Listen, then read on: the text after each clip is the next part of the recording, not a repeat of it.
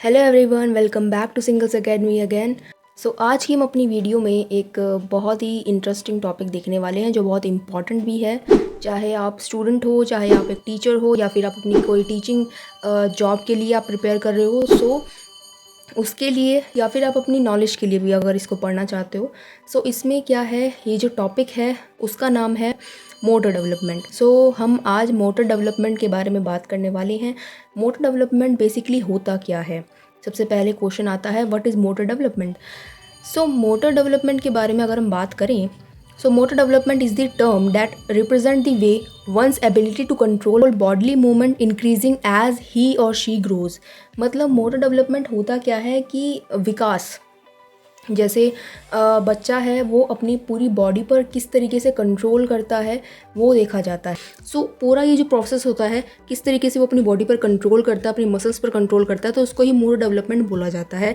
और अगर टीचिंग के पर्पज़ से देखा जाए, सो प्री प्राइमरी में और प्री स्कूल्स में मोस्टली इसी पर जो है ध्यान दिया जाता है और बच्चे की मोटर डेवलपमेंट स्किल्स को बढ़ाया जाता है। तो चलिए बात करते हैं, एक एक करके इनकी स्टेजेस देखेंगे, इनका क्या क्या उस स्टेजेस में बताया गया है और उसको समझेंगे। तो चलिए स्टार्ट करते हैं अपनी आज की क्लास।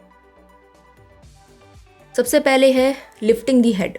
पहली हमारी पोजीशन आती है कि जो बच्चा होता है, न्यूबॉर्न बेबी, वो अपना सिर को उठाना शुरू करता है। सो उसमें क्या होता है कि जैसे बच्चा 1-2 मंथ के बाद स्टार्ट करता है अपनी बॉडी पर थोड़ा सा कंट्रोल करना, वरना स्टार्टिंग में तो बिल्कुल भी कंट्रोल नहीं होता है। सो उसके बाद वो अपनी हेड को, मतलब अपने सिर को उठाता है। सो यहाँ पर है कि अराउंड 2-4 मंथ्स इन्फेंट्स, मतलब जो न्यू बॉर्न बेबी है, gain the ability to lift and hold their head up when placed on their stomachs.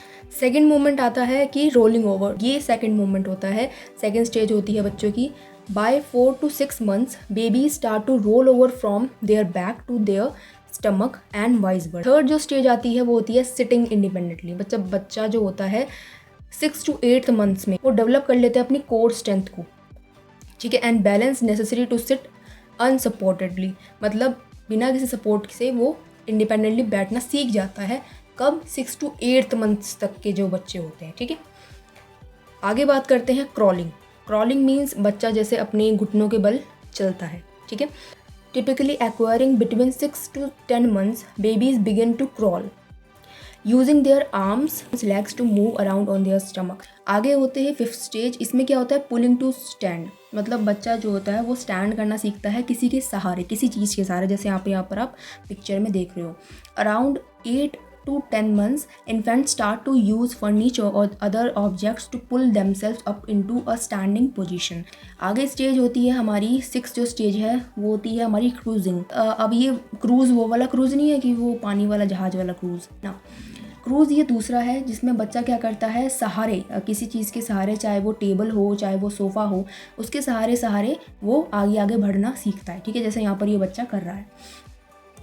After pulling to stand, babies begin cruising along furniture, holding on it for support while moving sideways। आगे बात करते हैं walking. अब चलना कब सीखता है बच्चा?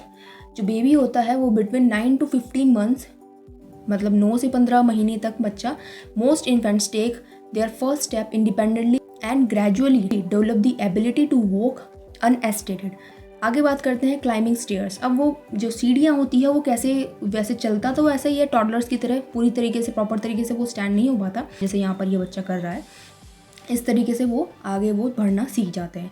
Around 12 to 18 months toddlers start to climb stairs with support, initially using hands and knees and then progressing to a step by step pattern. आगे बात करते हैं रनिंग। अब रनिंग तो मोस्ट इंपॉर्टेंट है भाई, ठीक है। By the age of 2 to 3 years children usually have developed the coordination and strength to run confidently, right। आगे बात करते हैं jump. Around 2 to 3 years children begin to jump off the ground using both feet, gradually increasing their jumping height and distance। now our 11th stage is balancing on one foot। मतलब एक पैर के सहारे balance करना, जैसे यहाँ पर आप पिक्चर में देख रहे हो। Around 3 to 4 years children can balance on one foot for a few seconds, progressing to longer duration as they develop better stability. आगे बात करते हैं riding a tricycle. Typically around 3 to 4 years children can start pedaling and steering a tricycle or similar ride on toy. ठीक है, आगे बात करते हैं कैचिंग एंड थ्रोइंग. बच्चा थ्रो और कैच करना कब सीखता है? Between 4 to 6 years. Children develop the hand-eye coordination necessary to catch and throw a ball with improved accuracy. बात करते हैं स्किपिंग, मतलब रस्सा कूदना, जैसे यहाँ पर ये बच्ची कर रही है. ठीक है, around 5 to 7 years children may begin to skip, which involves a coordinate hopping and skipping movements. आगे बात करते हैं फाइन मोटर स्किल्स. अब फाइन मोटर स्किल्स क्या होते हैं? 15th हमारा मोस्ट इंपॉर्टेंट स्टेज आ जाता है. Throughout motor development children also refine their fine motor skills such as using utensils, writing, drawing, cutting with scissors and tying shoelaces. These skills gradually improve and become more precise with practice and maturation. मतलब बच्चा अब इन चीज़ों को भी करना start कर देता है जिसकी एबिलिटी बच्चों में डेवलप की जाती है जब वो स्कूल में जाना प्रॉपरली स्टार्ट कर देता है, या फिर घर पर भी. आजकल तो पेरेंट्स इतने ज़्यादा एक्टिव हो चुके हैं. मतलब क्या होता था पहले के टाइम पे, बच्चों को डायरेक्ट पेंसिल दे देते थे और उनको लिखना पड़ता था, मतलब डर से, मार से, कि ये मार पड़ेगी तो लिखना पड़ेगा. सो पहले तो मतलब अगर देखा जाए तो खान पान भी काफ़ी अच्छा था. लेकिन आज के टाइम में क्या होता है, बच्चा अच्छी तरीके से पेंसिल को भी होल्ड नहीं कर पाता है. ठीक है, तो यहाँ पर ये प्रॉब्लम क्यों देखने को मिलती है? क्योंकि उनके जो मसल्स हैं वो अच्छी तरीके से बिल्ड हुए ही नहीं है. तो यहाँ पर उनको राइटिंग, प्री राइटिंग स्ट्रोक सिखाए जाते हैं.